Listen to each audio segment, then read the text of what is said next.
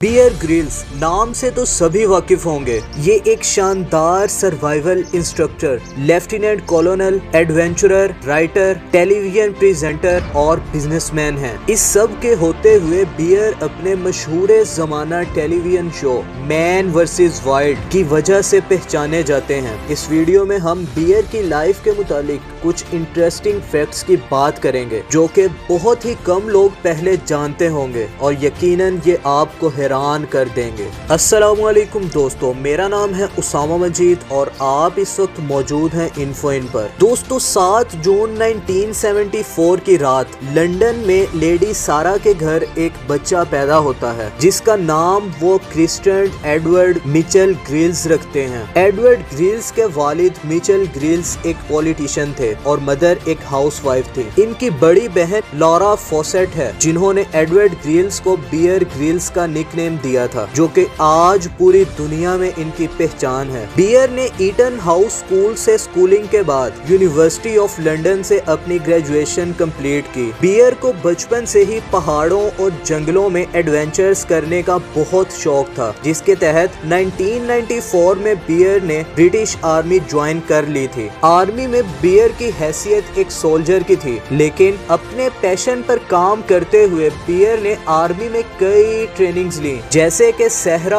और जंगलों में जिंदगी गुजारना, पहाड़ चढ़ना, पैराशूटिंग और एक्सप्लोसिव्स यानी बॉम्ब वगैरह इस्तेमाल करना। अपनी हार्ड वर्किंग और सर्वाइवल स्किल्स की वजह से बियर आर्मी में लेफ्टिनेंट कॉलोनल के ओहदे तक पहुंच गए थे। बियर की आर्मी जर्नी तब खत्म हुई जब इनके साथ ज़ैम्बिया में एक हादसा पेश आया। दोस्तों ज़ैम्बिया में पैराशूटिंग के दौरान हादसाती तौर पर बियर का पैराशूट नहीं खुल सका, जिसकी वजह से बियर की वर्टिब्री यानी 3 पसलियां टूट गई थी और बियर मुकम्मल तौर पर पैरालाइज्ड हो गए थे। अब हॉस्पिटल का बेड ही इनकी जिंदगी थी। डॉक्टर्स के मुताबिक बियर अपनी लाइफ में कभी चल नहीं सकते थे और इस बात ने बियर की जिंदगी पर एक क्वेश्चन मार्क लगा दिया था। दोस्तों बियर के मुताबिक जिंदगी और मौत के दरमियान लाइन इस चीज से मुंसलिक है कि आप अपनी लाइफ में करना क्या चाहते हैं। अस्पताल के बेड पर लेटा बियर हमेशा अपने बचपन के माउंट एवरेस्ट को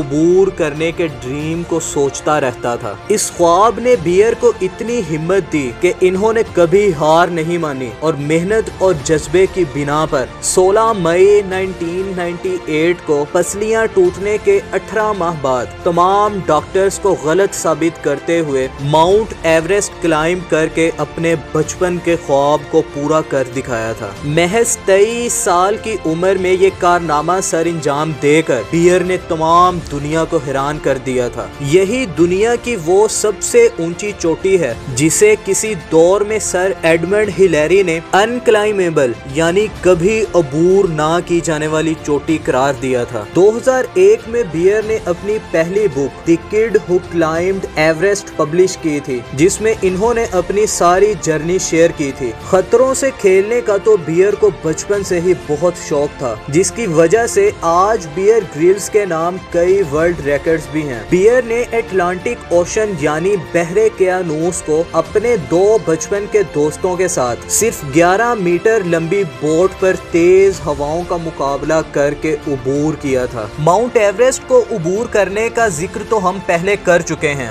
यहाँ भी बियर ने 1998 में यंगेस्ट क्लाइंबर का रिकॉर्ड सेट किया था। 2005 में बियर ने अपने 2 दोस्तों के साथ हाईएस्ट एल्टीट्यूड पर डिनर पार्टी का रिकॉर्ड सेट किया था। हैरानकुन तौर पर इन्होंने ये खाना 76,000 मीटर की बुलंदी पर हॉट एयर बलून पर खाया था। आप खुद ही ये अंदाजा लगा सकते हैं कि बगैर किसी सेफ्टी इक्विपमेंट के ये कितना खतरनाक काम है। बियर के मुताबिक इस इवेंट की ट्रेनिंग के लिए इन्होंने 200 पैराशूट जंप्स किए थे। क्यों दोस्तों, लगता है ना ये रोमांचक? कमेंट सेक्शन में हमें जरूर बताइएगा। 2007 में बियर ने एवरेस्ट के करीब हिमालयस पर पैरामोटरिंग करके रिकॉर्ड सेट किया था, जिसे आज तक कोई ना तोड़ पाया। इस दौरान बियर ने -60 डिग्री सेंटीग्रेड का सर्द तरीन टेम्परेचर बर्दाश्त किया, खतरनाक तरीन हद तक कम ऑक्सीजन लेवल में सरवाइव किया और 9000 मीटर की बुलंदी पर पैरामोटरिंग करके दुनिया को सोच में मुब्तला कर दिया था। 2008 में बियर ने 4 लोगों की टीम के साथ एंटार्कटिका के पहाड़ों का सफर किया और महज एक चैरिटी फाउंडेशन की फंड रेजिंग के लिए कभी ना